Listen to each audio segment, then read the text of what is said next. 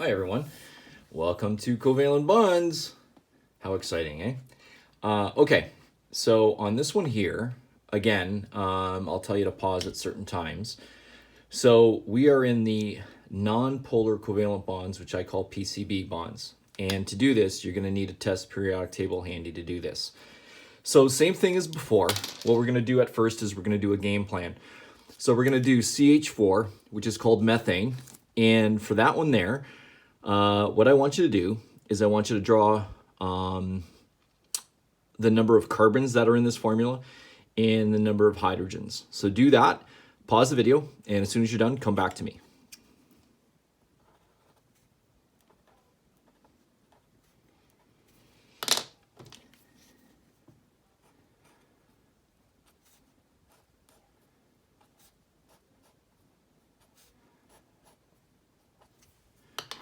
Okay, so that's what you should have. Now, notice that carbon is a nonmetal and hydrogen is a nonmetal. So we're not going to do the same thing that we did with ionic bonds.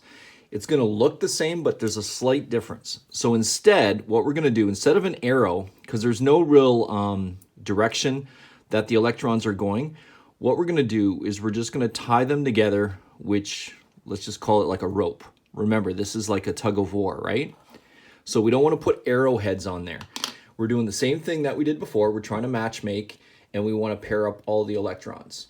So most grade 11 students have no problem doing the game plan. It's putting them all together that kind of matters. So what happens on the after effect on this one is think of this orange rope as shrinking. And as it does, what happens is it's going to pull this hydrogen right up to the top. So what I'm going to do for my final product here, if I just draw carbon the way I already had it, now picture this hydrogen is going to go up and sit right up there. So when it does that, it's going to form like that. This hydrogen is going to get sucked up and hook up to this electron at 3 o'clock. When it does it, it's going to form right there on the side. This one is going to get sucked up right here. So when we're done that, it goes there. And then we have the last one on the other side. And that's how you draw a covalent bond. Now we're not stopping there, okay? The next thing I want you to do is kind of follow along with me. We have to look up the electronegativity of these things. Now remember, there are 4 tug of wars going on here. There's between carbon and this hydrogen, between the same carbon and this hydrogen, this carbon and this hydrogen, and the same carbon and this hydrogen. There's 4 shared pair of electrons, and they're being pulled. Remember, they're gimme, gimme kids. Give me your electrons. No, you give me your electrons. So we want to see if these are being shared equally or not. So we're going to look up the electronegativity of carbon, and it's 2.5. And if we look up the electronegativity of hydrogen, it's 2.1. If we subtract them, we're going to get 0.4, which is less than or equal to the number we need. So this is called a non-polar covalent bond. Remember, 0.4 is kind of the magic number. If you have any number difference greater than that, then there's going to be a noticeable pull from one atom or the other. But in this case, they're so close to the same strength that we just call the tug of war even. Now, at this point here, I might as well also introduce you to what's called a structural diagram. So what a structural diagram does is it basically just cleans it up a lot. Instead of having dots and X's all over the place, all it does is it shows the atoms that are involved in bonds and the bonds themselves. So it's kind of easy. The structural diagram for this one would just look like that. Okay, so that's called a structural diagram. So let's try H2. So what I want you to do is I want you to draw the game plan for that. Pause it now, and as soon as you're done, hit play again, okay?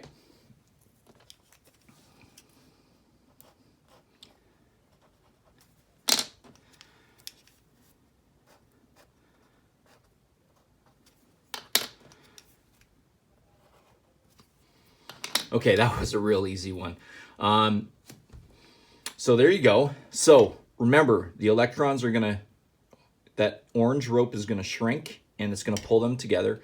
So draw the final product, do the difference in electronegativities in the structural diagram, hit pause now, and then hit play as soon as you're done.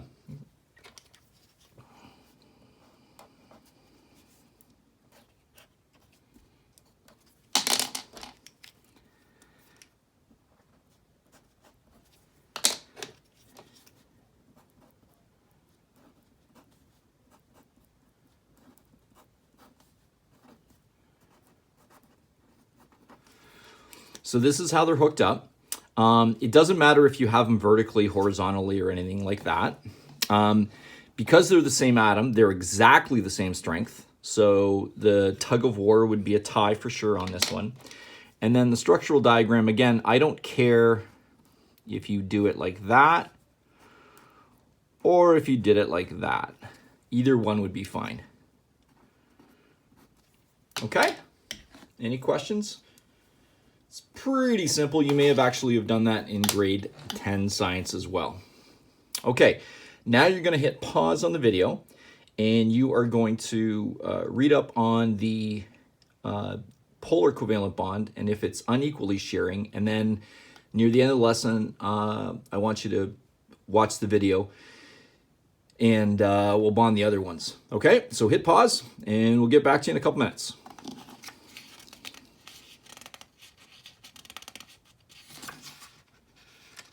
I can't separate them. Ta-da! There we are. Hi, it's me again. How are you guys doing?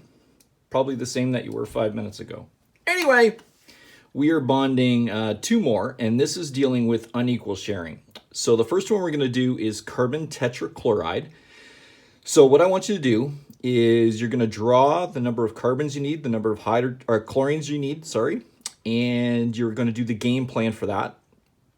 And if you want to be brave, you can actually show the final product of it. Don't do the electronegativity difference yet. So hit pause, and we'll see you in a little bit. Okay.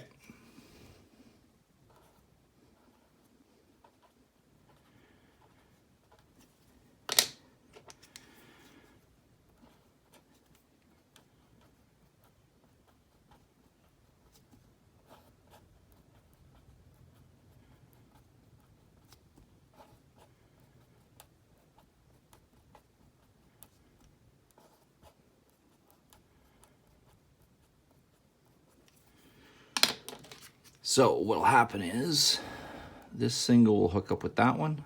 This one will hook up there.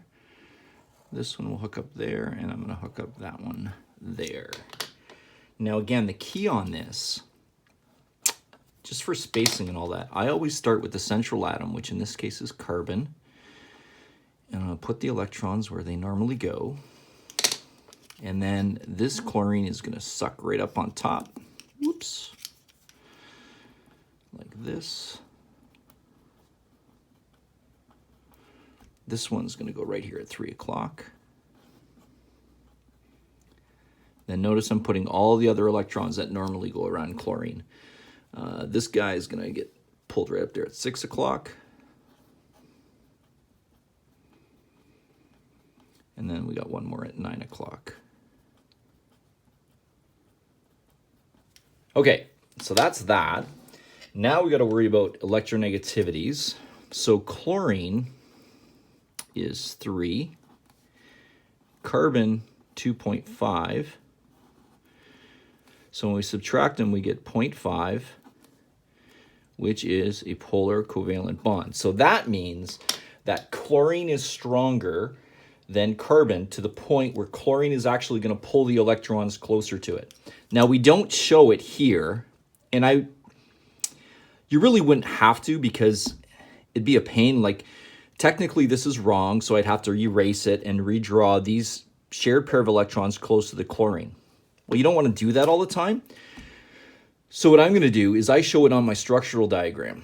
So right here, the larger of the two, as soon as you have a polar covalent bond, the larger of these two becomes slightly negative, and that's what a slightly sign looks like. It's kind of like a, and then that one becomes slightly positive, okay? So that means the chlorine has the electrons a little closer to it. Now remember, electrons are negatively charged, so it's going to be a little bit on the negative side. And carbon is kind of getting gypped from the electrons that are being shared, so that's why it becomes slightly positive. Now what we do for a diagram here is, let's see, we'll do it in this color. So remember, structural diagram, all it does is it shows the atoms that are involved in the bonds and the bonds themselves. If you have an electron and it's not involved in anything, you don't draw it. Now, what is important on this one is I want to show that these shared pair of electrons are going closer to the chlorine. So I do that by showing that each one of these chlorines is going to be slightly negative and the carbon is going to be slightly positive. Now, I'm not going to do a slightly positive there, a slightly positive there, a slightly positive there, and another slightly positive there. One in the middle kind of suffices on that. Okay? So that is an unequal sharing of electrons, and that is a single polar covalent bond. A little bit more involved, but not too bad. Now, one thing you want to make a note in your note is that only PCBs have slightly positive, slightly negative signs. Don't put slightly positive, slightly negative signs on a non-polar covalent bond. There's not any because of the equal sharing. Okay? The last one is definitely wrong. It is not H2, and I forget what it is. Oh, you know what I know it is? I think it's HF, right? If not, we're going to do HF anyway. So same thing. See if you can do the whole thing. Hit pause if you are, and then I'm going to work through it and kind of explain as I go. And if you're lost, just kind of follow along. Okay? So the first thing is we have to draw hydrogen, which is easy. Fluorine is easy.